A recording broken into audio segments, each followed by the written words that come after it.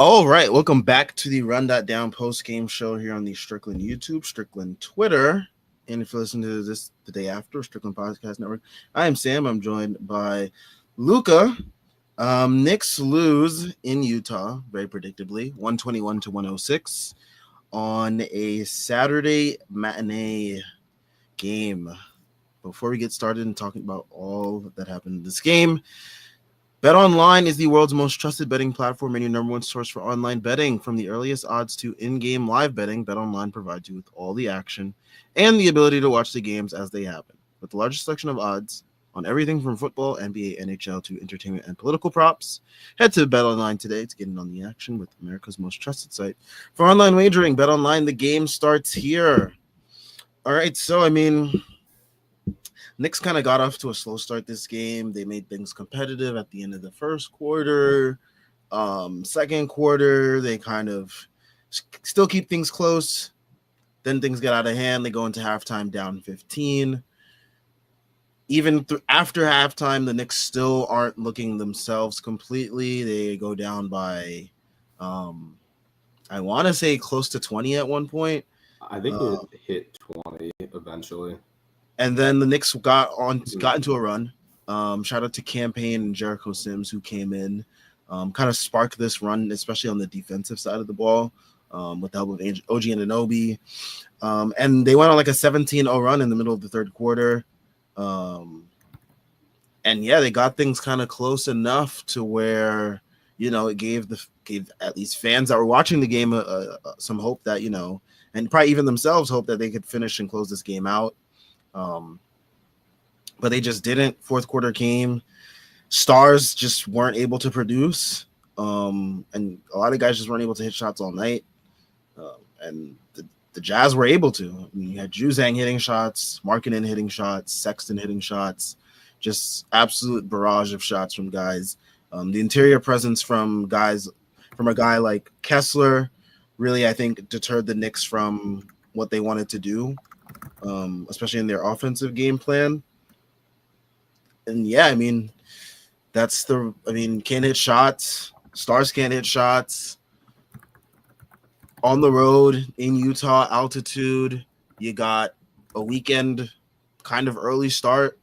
All recipes for, what we saw today in terms of the production from the Knicks. And that's how they lost. Yeah. Speaking of playing in Utah, something underrated that always goes under the radar. And I don't like to make excuses, but a very real thing is adjusting to the altitude. And like 75% of the shots the Knicks missed today were short. They shot 39, 33, 92 splits. The free throw numbers are cool. You're only taking 12. You're just not going to win many games shooting 39% from the field and 34% from three. We got a ton of threes up. We shot 51, more than half of our shots we attempted. But if you're not playing defense, you're just not going to win many games. And, Cat, Brunson, and Mikal combined for 4 of 25 from three tonight. Cat was 1 of 9. Jalen was 2 of 9. Mikal was 1 of 7. These are shots that, they were good shots. The offense didn't really seem to have any issues creating open looks. There just weren't a ton of them going down. And that could be a positive to take out of this game, give us a little hope.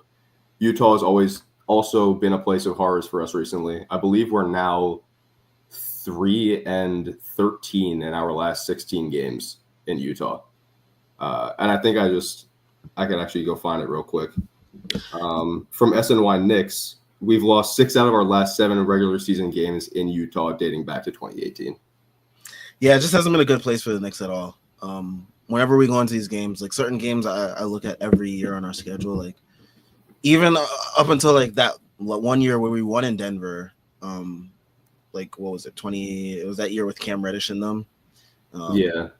We like these places, Utah and Denver, like whenever I see them on our schedule, I'm just like, I know that like we're gonna lose. Like they're like these are scheduled losses. Like I pencil these in as automatic losses. I don't care how good the Knicks team is. Like Knicks could have been undefeated heading into this game, and I would have penciled this in for a loss. Like that is just like the history of this team and these places. Like it's just the way it goes, sadly.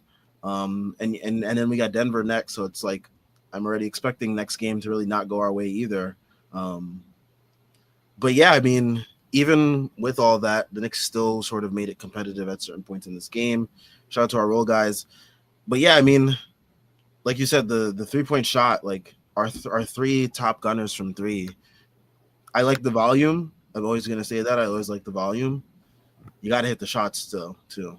And like before we got on, I spoke about how like our role guys kind of got us to a point where like, all right, this is where your stars are supposed to take over and like deliver you the win, because like role players can only take you so far, especially on the road. And the fact that we even got this level of production from our role guys on the road was a testament within itself. But from that point on, that's where the stars got to take control. Brunson and Cat just didn't have it going. Cat, I felt like got screwed on a lot of drives, especially. Guys get really physical with him on drives, and like I think they're able to get away with a little bit more than usual on Cat, especially just because I think of the reputation that he has. And yeah, he just didn't get the calls that like there was this one play that was like kind of a momentum shift a little bit in a way. And like Thibs called the timeout immediately after it too. Cat drove, really physical drive, didn't get a call. Down the court, Colin Sexton travels and he makes a play for somebody that gets an open shot. And right after that, Thibs called a timeout. It's just like plays like that. It's just like it sucks in the moment too. But it kind of also just like those kind of moments in the game kind of let you know, all right, this is just not your night too. Yeah, agreed. And then talking about Cat's drives, Schwinn and Perez actually talked about this on the last pod. So if you haven't, go listen to that. But I think Schwinn said that Cat's shooting a career low, like 62% of the rim, and his career or next low from there is like 70.2%. So I'm expecting him to either start hitting these more difficult shots on the drives or just to start getting the foul calls he deserves, because obviously, efficiency will increase if he's getting to the line instead of missing shots. And I'm like, at this point, I'm hoping that the officials start actually giving him his deserved calls, because his drives are vitally important parts of opening up this offense. And it just makes him all that more dangerous as an offensive player himself when he can, step back from three and then player jumps out, drive right by them, easy too. So he's got to keep mixing it in there. I hope this, I guess like low stretch from the rim doesn't deter him. It doesn't seem to, because he's still driving with force every single game. But yeah, like you were saying, it's tough to win games when both of your superstars just aren't having their nights. For as well as he made tonight, Jalen, again, he was 2 of 9 from 3. He was 8 of 19 from the field.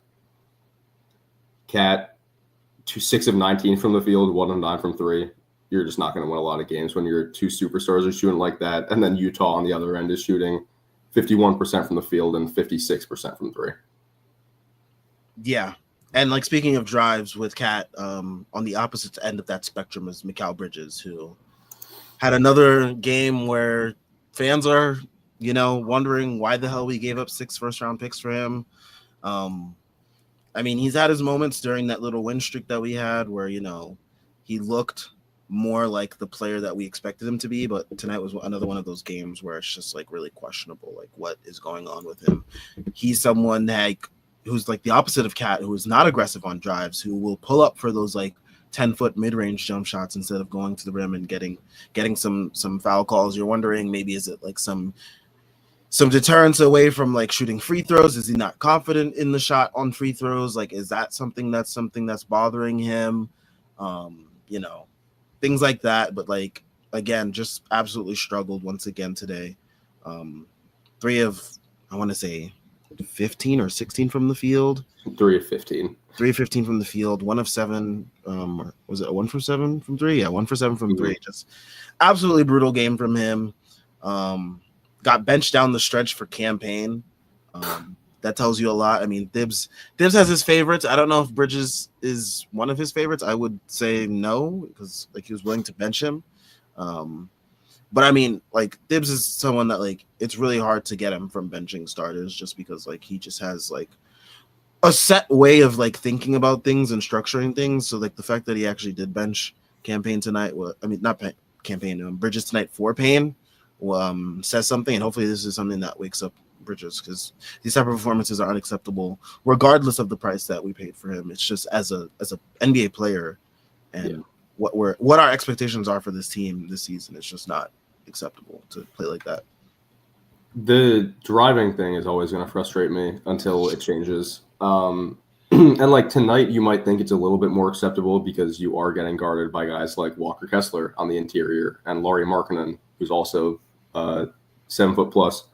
But you still like, it's alarming how afraid he is of contact, at least on the offensive end. Defensively, you see bits and pieces of his old defense, like his old physicality, the hand checking, the bumping, the getting an arm on the side. But offensively, it's like, it's pretty scary. You know, bigs, non-bigs, wings, guards, it doesn't matter who he's against.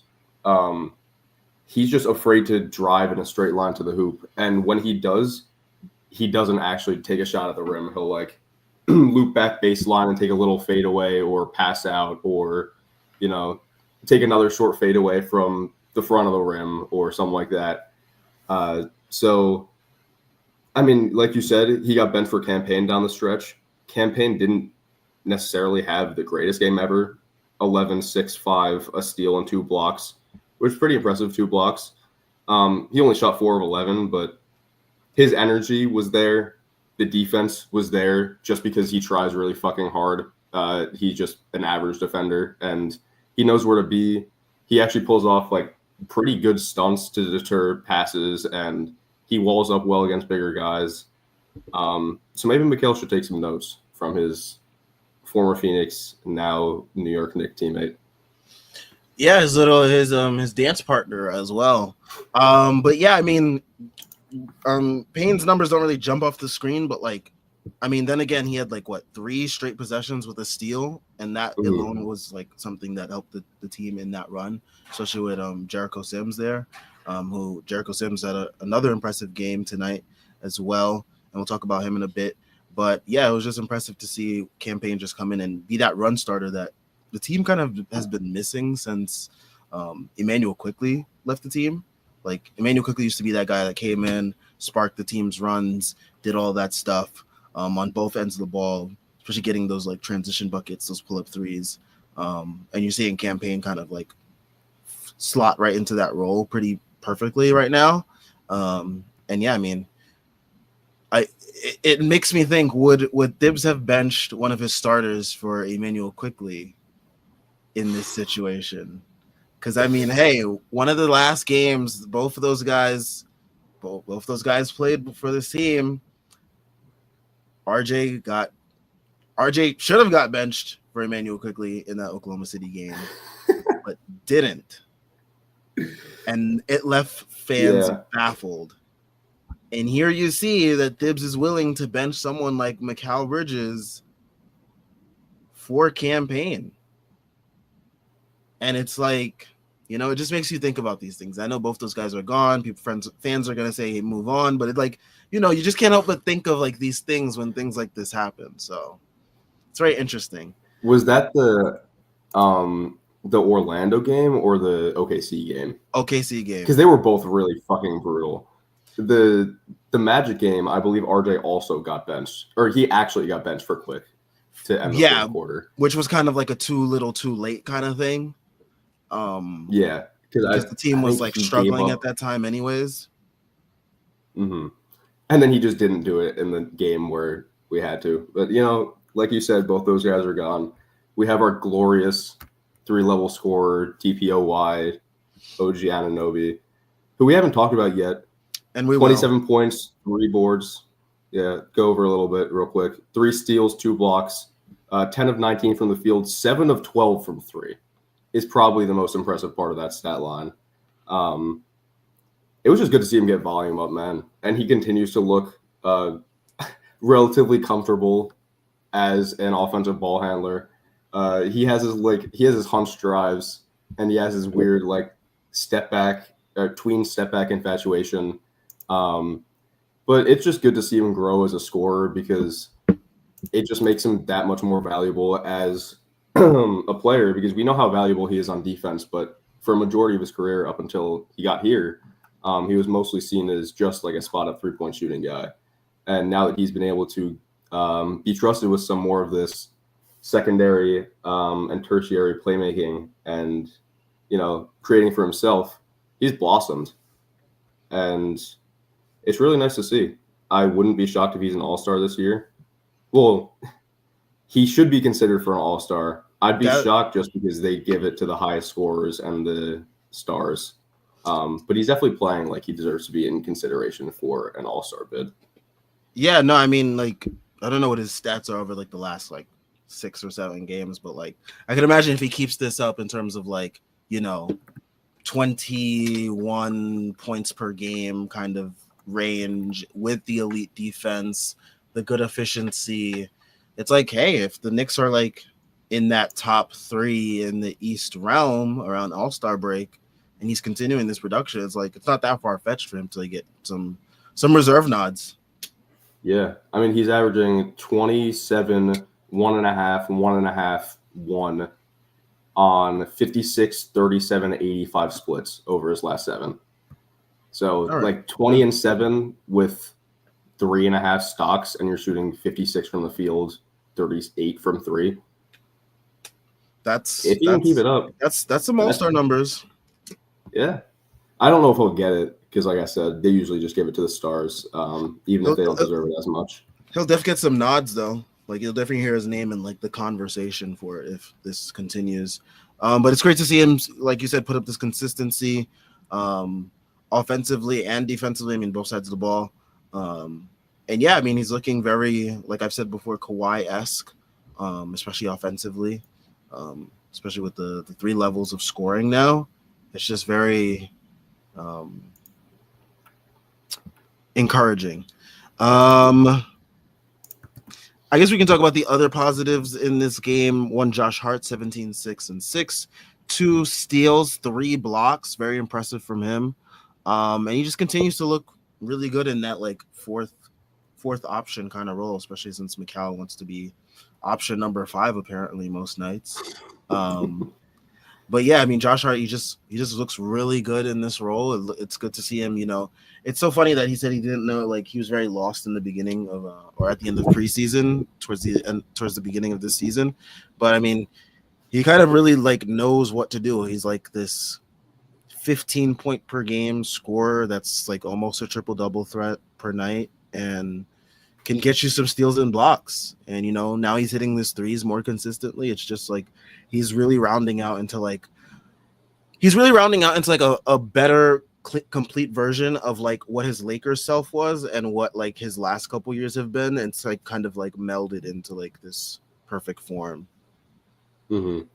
I mean, you're really seeing some of the like you said, some of his previous roles start to pop, right?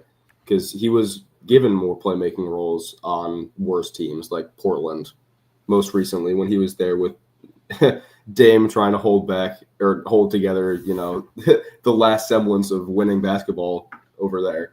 But another 6 assists tonight, another 6 boards. He's averaging, I believe, he's averaging 6 assists a game, 9 rebounds, 14 points.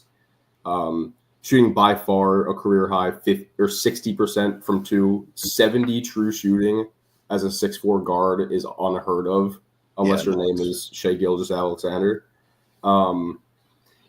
It's really impressive stuff. Tonight might not have been the best game. The numbers look good. I thought he had, more than usual Space Cadet moments on defense.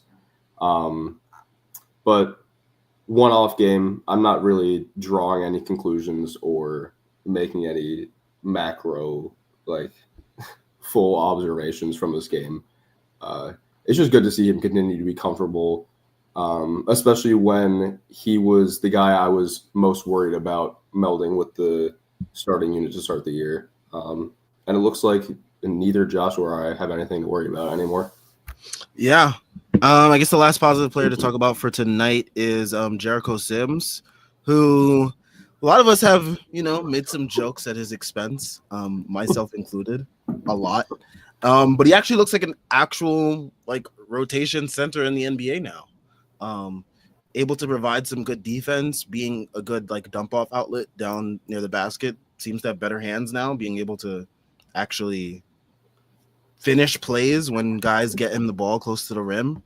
So that's all been very encouraging. And the defense, especially, you saw it today during that run with Campaign, and Campaign and OG and Anunoby, they kind of spurred that run defensively. And yeah, it's just encouraging to see that, hey, we actually do have, a full semblance of NBA talent from starters to the end of the bench now. There's no weak spots, apparently, it seems. Yeah. And I mean, Tibbs just has to be the fucking greatest big man coach ever, because somehow every center he gets his hands on just turns into a plus defender, plus rebounder, and a plus minus god. Somehow Jericho was a plus 19, by far leading the team tonight in only 9 minutes. Good for him.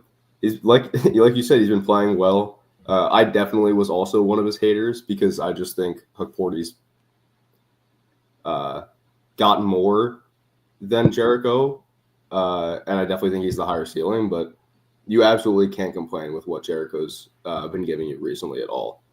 Tonight is probably a night you want to see him get more than 9 minutes, especially considering how much Cat struggled and considering how easy it was for Utah to score.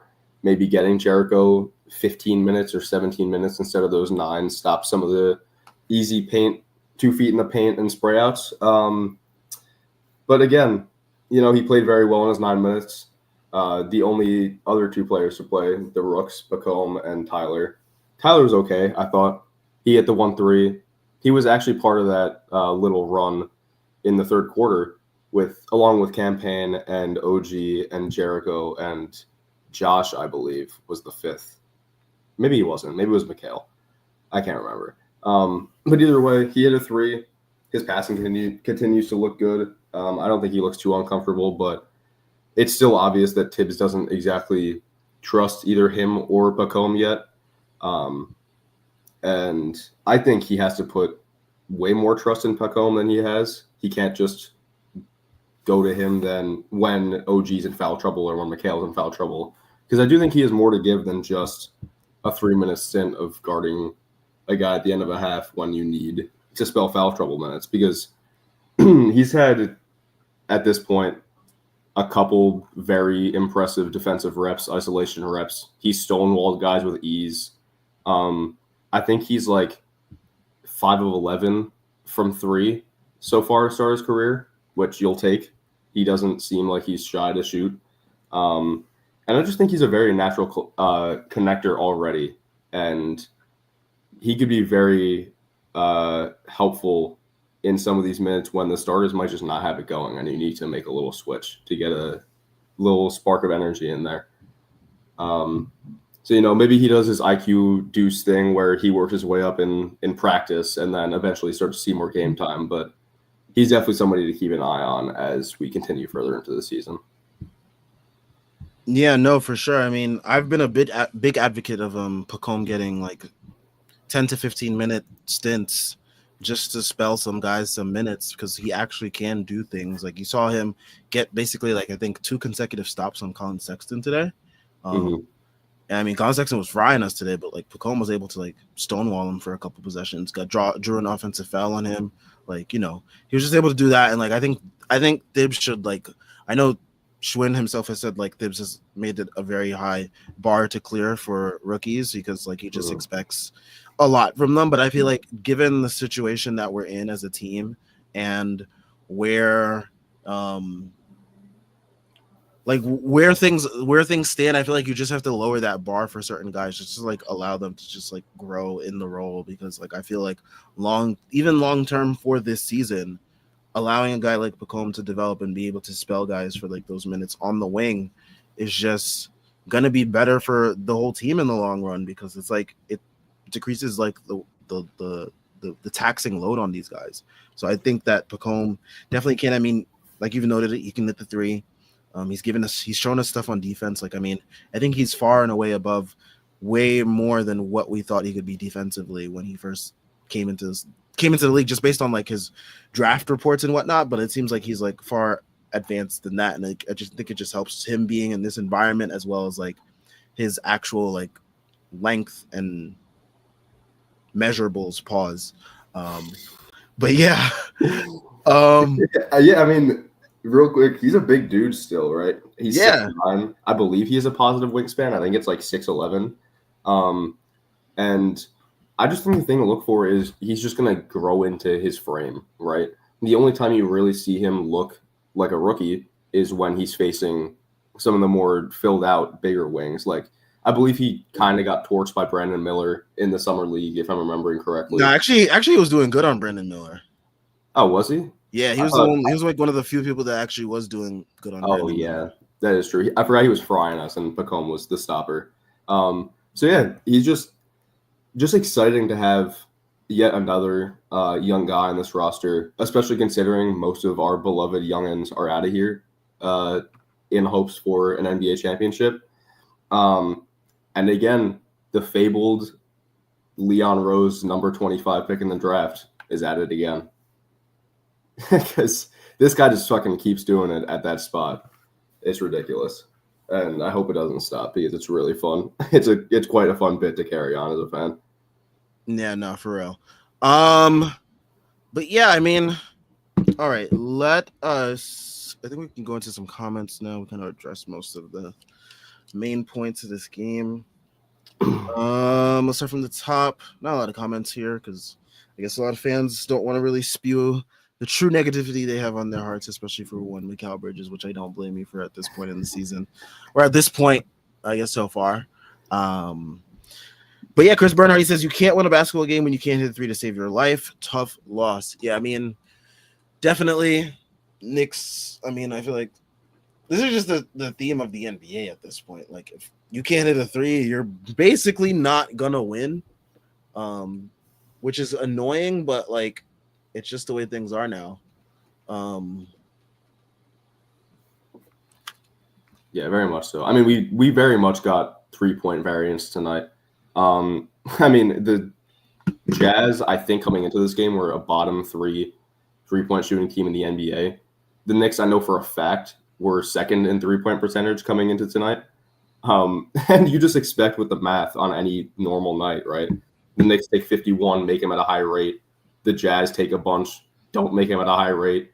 But sometimes the math just doesn't work in your favor. And tonight was one of those odd variance nights in just the NBA that, you come to expect when bad teams beat contenders and playoff hopeful teams. Yeah, it's pretty much the only way it happens is if you get variance. And it's just part of the game. I don't think the Knicks particularly played very good defense tonight. But I also think the Jazz hit more than a few difficult threes. Namely one Colin Sexton, who always fucking kills us whenever we play Utah. Yeah, it also didn't help that like we gave a bunch of threes to a guy like Johnny Juzang, who I was a huge fan of Juzang, especially during that March Madness run that he had. So of course it would be very poetic that he's the one to kill my team. But yeah, from Jordan Bub, he says, this is a quote from JLE the third. We were flat, started slowly, and had a couple of chances to get back. Every time we got it to down 5, we gave up an easy shot. Yeah, I mean, and that just can't happen in our league today. It's a league of runs, but you also got to make sure that you lock in defensively.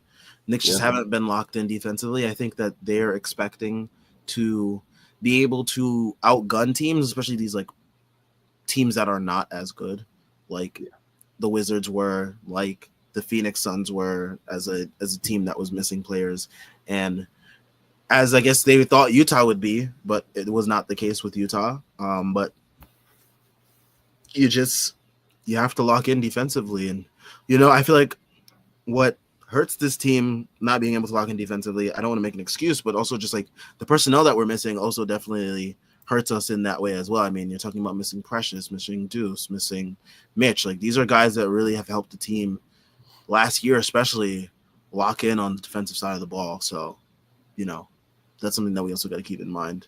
Not to make excuses. I mean, the team still has to lock in regardless, but it definitely makes things much more challenging on that end when they're missing the personnel that helps them on that side. I think to your point as well about just being able to outgun teams offensively, I think it's a safe bet to make on most nights when you're playing bad teams. But that doesn't mean that you can't that you can play zero defense, because these guys are still professional NBA players, so they're going to make the open shots.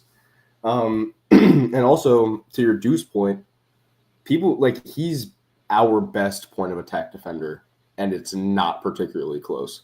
And when he's not the guy coming in to play next to the starter wings, when it's a guy like Campaign, I know we talked about Campaign being a solid defender for the type of player he is. He's not Deuce McBride, right? So Deuce alleviates a lot of that, those point of attack struggles that we've seen that generates the teams getting 2 feet in the paint and then spraying out to open shooters, and us messing up our back end rotations because, you know, we're starting to pivot to a more aggressive scheme and we're still missing some of our better defenders on the roster at this point. So it definitely is easy to get frustrated in the moment. But I also think it's really important, like we're doing right now, to revisit why things are looking the way they are at times. Because if this was Tibbs, like 2020 Tibbs, we'd probably be running a 6-man rotation right now. And I'm not exaggerating, because Pacom wouldn't be playing at all. Tyler wouldn't be playing at all. He would have to play a bench guard and a bench big, maybe seven max. Yeah, I mean, he went to he did a 7-man rotation just like a couple games ago, and like fans were upset, and like that's why he started playing like guys like Combe, and he played, you know, like that one game where we were missing Campaign. I mean, he just went to like 6.5 or whatever it was with like Deuce that was and playing fucking Sims like ridiculous 7 minutes or whatever it was. So like he did it this year. So like, I mean, I feel like maybe someone in the front office maybe got into his ear and was like, all right, you got to play like some more of these guys and give them just a little bit of grace, because like you're going to burn these guys out and it's only November. Yeah. I mean, especially given OG's injury history, Cat coming off the meniscus. Jalen wasn't exactly the most healthy last year. He was, I mean, and he's always just banged up throughout the season just because he takes a beating on both sides of the ball. So definitely important to protect these guys. Like, I know we were trying to make a comeback. I didn't think the starters were good enough tonight to all eclipse 35 minutes. Like, OG's the one acceptable one who could have, and he played the least. That's perfectly okay with me. But yeah, you just don't know what these other guys can give you in consistent minutes until you see it. It's really easy to judge as a fan on these 3 to 7 minute spurts that these other rotation guys are getting. But like, we've seen, you know, the first Brooklyn game we played this year, Huckporty and Puckhome got extended run, and they largely helped us win that game. Huckporty, especially down the stretch. And like Tyler Kolek, and actually all 3 rooks, I know they played a very, very poor team in the Wizards, but all of them look like potential solid rotation NBA players when they got extended time. So I think Tibbs just has to put like an inkling of more trust in these guys. Maybe instead of 2-minute stretches with the starters, you can play them, you know, 5 or 6, and just hopefully see them get a little bit more rhythm to, like we've been talking about, spell the starters from some of these enormous minutes loads that are sure to catch up to them in the back half of the season.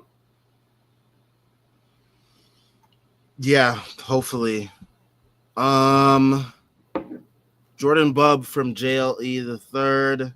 Dip said he thought that they generated some wide open shots that they didn't make, as we've stated before. Dip said that they thought that they. Oh, okay. It's just the same thing twice. But yeah, he's listening to the post game. Actually, he has one AirPod in on the stanchion at the post game. Like, yeah. You know, Sam and Luca, man, they're spitting with the wide open look in it. Facts. Jordan Bub, Nuggets on Monday, Dallas on Wednesday, Charlotte in the NBA Cup on Friday to end the road trip. An injured Pelicans team will magically have players be healed for the game at MSG on Sunday. I mean, Pelicans, they'll probably have maybe like CJ McCollum back by then, maybe. But like guys like Herb Jones, Zion Williamson, Jose Alvarado, they're like done for like a good they're done for like a good portion of like they won't be seeing the Knicks. I'll tell you that. So I mean, Brandon Ingram recently came back. Trey Murphy recently came back. So it's like they're expected. They're probably going to play against versus the Knicks. CJ McCollum has been out basically almost the whole season so far, so it wouldn't be that crazy if he was like close to return. And then he came back versus the Knicks. I mean, but yeah, those other three guys that they have hurt, they won't be back. So nothing to really worry about on that end.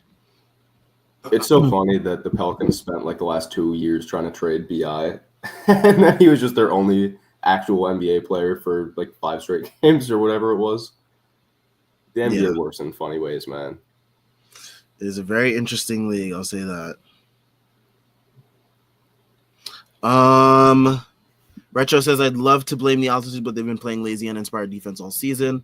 Also, Macau decides to turn to a pumpkin on both sides as soon as he became a Knick.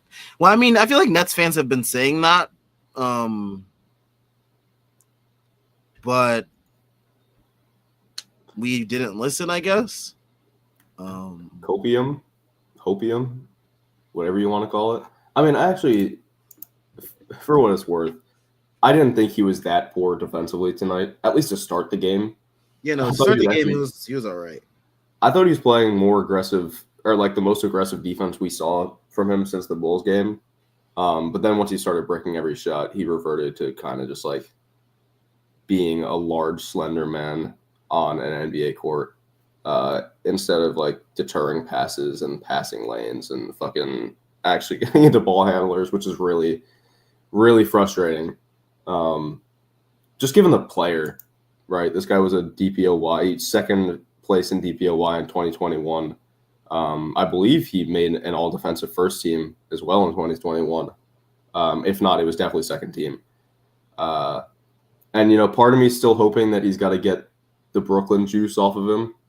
That stench of not playing defense for 2+ years over there. But unfortunately, he's not doing a lot of things that made him an elite defender previously. And until we start to see those things, then we're going to largely be frustrated with him because he's going to continue to be inconsistent on both sides of the ball. And again, price tag is always going to be attached to him because we gave up a fucking haul for him.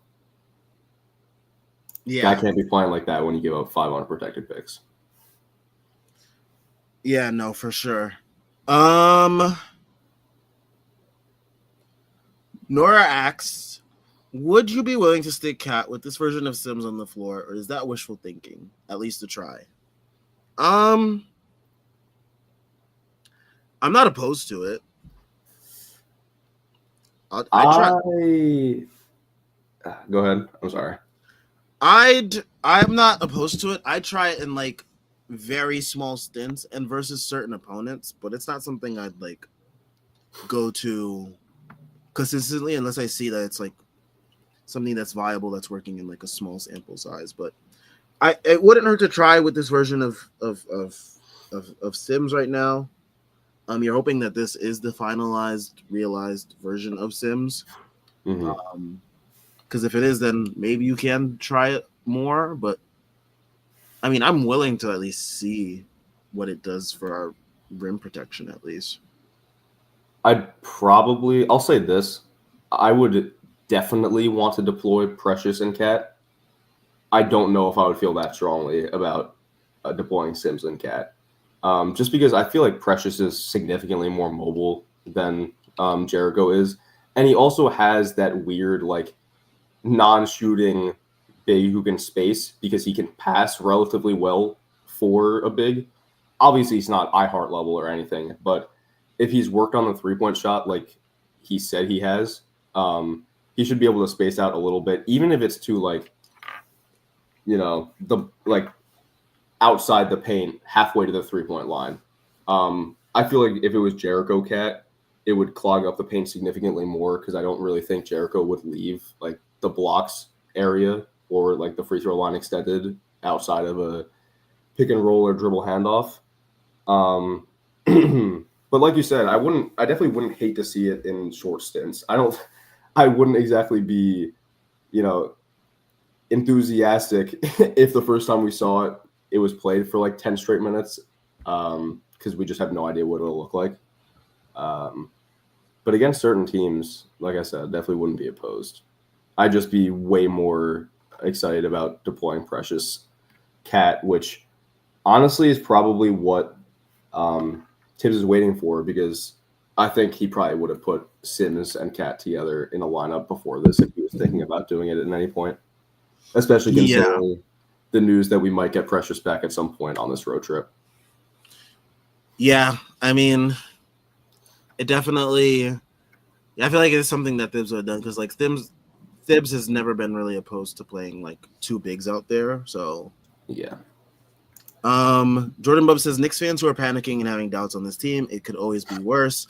Do you want Sixers problems or Pelicans problems or Hawks problems of being mid? The Pacers or Bucks problems of being coached by Doc Rivers and Doc Ham. Point being, we are a new team trying to gel, and we haven't hit our stride yet, so I hope some Knicks fans can keep perspective. No, definitely. I mean, again, I've kept strong on the belief that I am not going to be drastic about, like, talking about this team until we hit the, like, 20 game to 25 game mark. Like, I feel like that is when we really see the team hit their stride.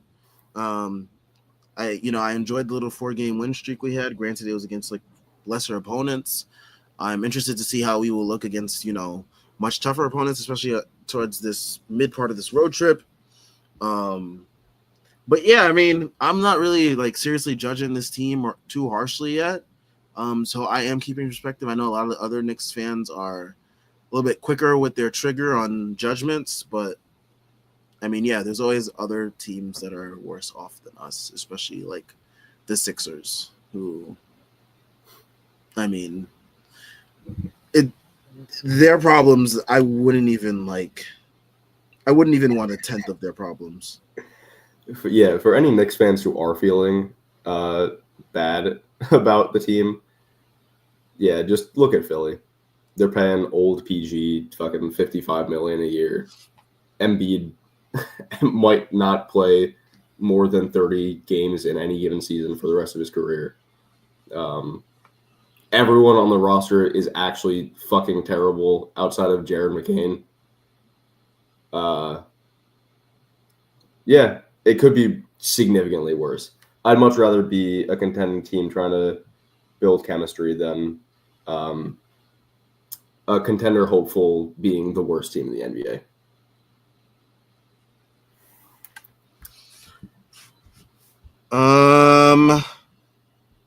Mikal Bridges. It's easy when you're making shots. You can play defense, so we just got to find a way when we're missing. There's going to be games. Get through it. You should play defense, actually, for starters. And make shots, for that matter. No. Like, it's going to continue to be really easy to pile on him. And it's also annoying because he does the Halliburton front running shit when things are going well. Like, he always talks mad shit when we're up and when he's hitting shots. And then you'll see him disappear in the late portions of these games. So, just going to fucking keep repeating myself.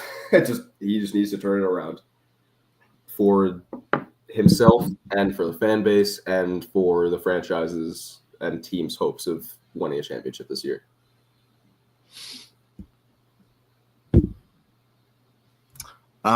Speaking of Mikal, James C.S. Liu says Mikal got to wash off that nasty nuts juice. I agree. Yeah. And Jordan Bubs asks, how would you convince Thibs to play a 10-man rotation if you somehow got into his ears?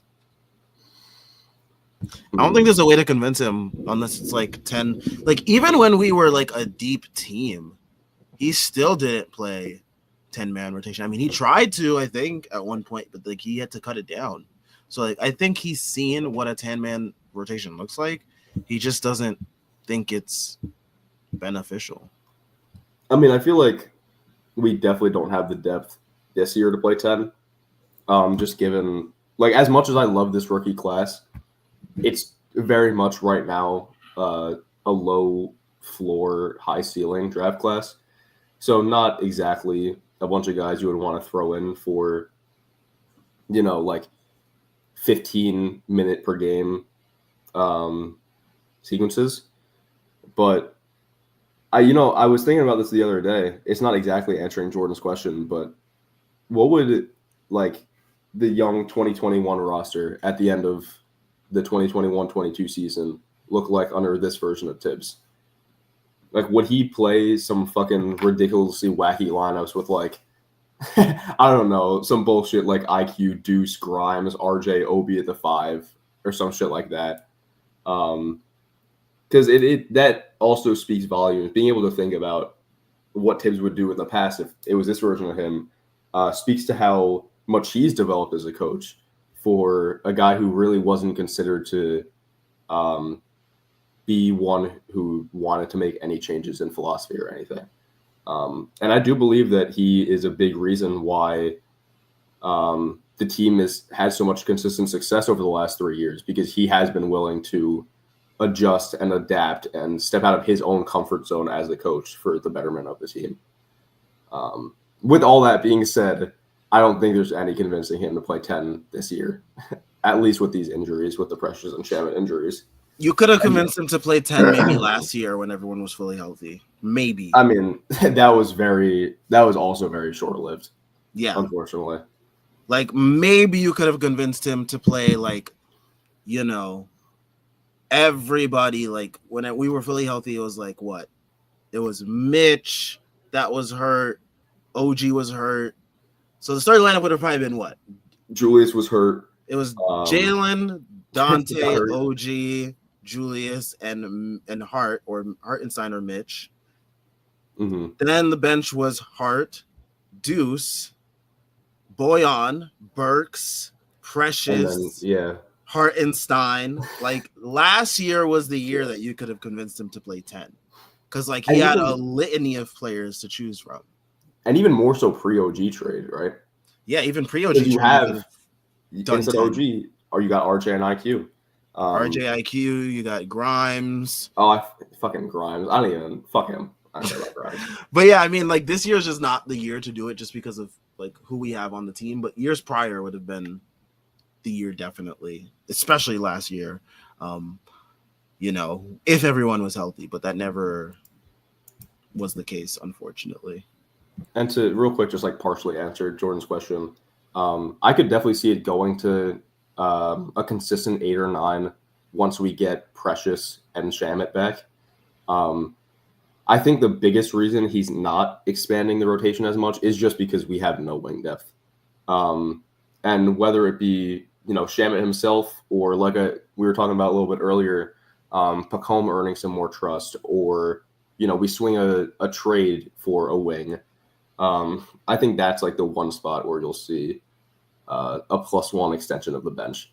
Like, I'd assume that we'll go from, 7-ish, a 7-ish man rotation right now to a consistent 8+ when Precious is back, because that opens up a ton of versatility for each iteration of the lineups that we've been seeing through these first 17 games.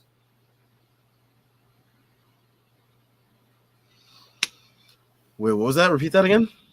I was just saying, I could definitely see Precious and or Shamet come back. Oh, yeah. From a 7-ish man rotation to consistent 8, and it just gives us a lot more versatility in the lineups that we've been seeing through these 17 games so far.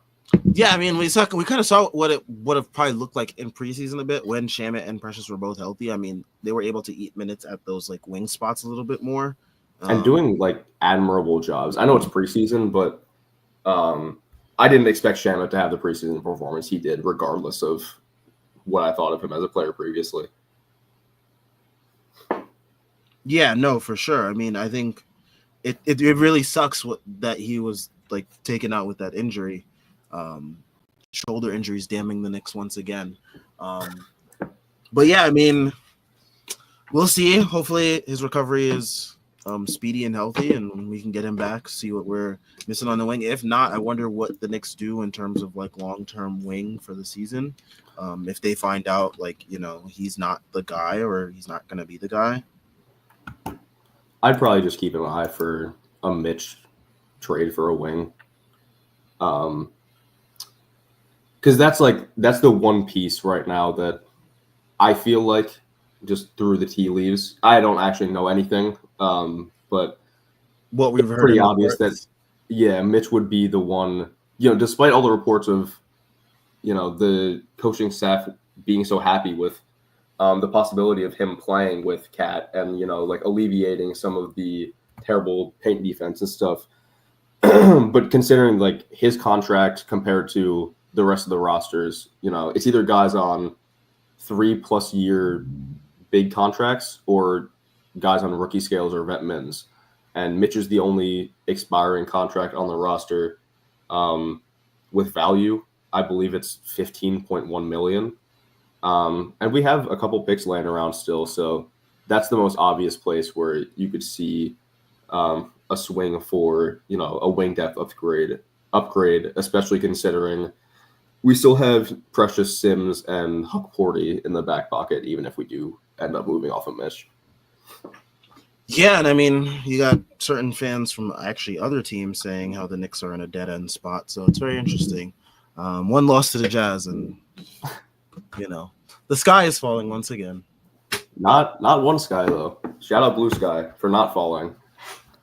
Yes, that place is we talked about this a little bit pre-show. Very nice to be over there after Knicks losses instead of Twitter. Yeah, well, that can all change very soon, but hopefully it doesn't. Speaking of Knicks games, next game for the Knicks is on Monday versus the Nuggets. I will not be on Postgame for that just because of the late start and finish and work in the morning, whatever it may be. But yeah, I mean, hopefully the Knicks can get a win, but not really counting on it. Denver, no optimism, Sam. Sorry, Denver, schedule loss. Sorry. Yeah. Game in Denver is a schedule loss. No matter how good we are. Can we get like a Mikal game, like the random fucking Julius game we got in Denver last year, where he just pops off and that starts his? Or no, that was 2022. I'm sorry. Yeah, but 2022 is the last time we won. His reconnaissance in the season. Who knows? We'll see. That was a weird game where the Knicks like went small at the end, but like there was also no Jokic. Like it was like Zeke Naji playing at the end, but Jamal Murray was playing. That's when quickly got that stop on Jamal Murray on like the last shot of the game. Very weird game. That game was so fun. I won't lie. It was. Jalen had his first, rim grazer dunk off the Julius steal and scream before the timeout was called. Yeah. He had like 6 offensive boards for no reason in that game. I think he had 37 points. Yeah, I mean, and then like Tibbs was like playing like Cam Reddish and Obi Toppin in like the fourth quarter or whatever it was. Very, very different times, very interesting times. But yeah, I mean, that's the type of circumstances it takes for the Knicks to win in Denver. Just don't know if it's gonna happen in that way next game. I believe in OG and apparently Jericho, the Jokic stopper. At least that one game at MSG last year against Denver. Hey, I mean, we'll see. I think we'll end things off here. I really don't feel like talking about this game any longer. I don't know if I have anything else to talk about with this game either. Yeah, no. Shout out to everyone that's tuned in. Shout out to everyone that left a comment. Help the conversation keep going. Make sure to leave a like and subscribe if you are new, or even if you aren't new. I know sometimes you can be watching a YouTube channel and you just haven't been subscribed, or maybe you're watching on Twitter. Hop over to YouTube, leave a subscribe for us. Check out all the links in the description. We got links to the site, merch, Patreon, Twitter, and Instagram. Probably should add a Blue Sky link, but we're also on Blue Sky as well. Yeah, we'll catch you guys. Well, I won't be back on Monday, but I will be back for the game on Wednesday versus the Mavs. Make sure you guys tune in for that, and we'll see you then. Enjoy the rest of your weekend, folks. Peace.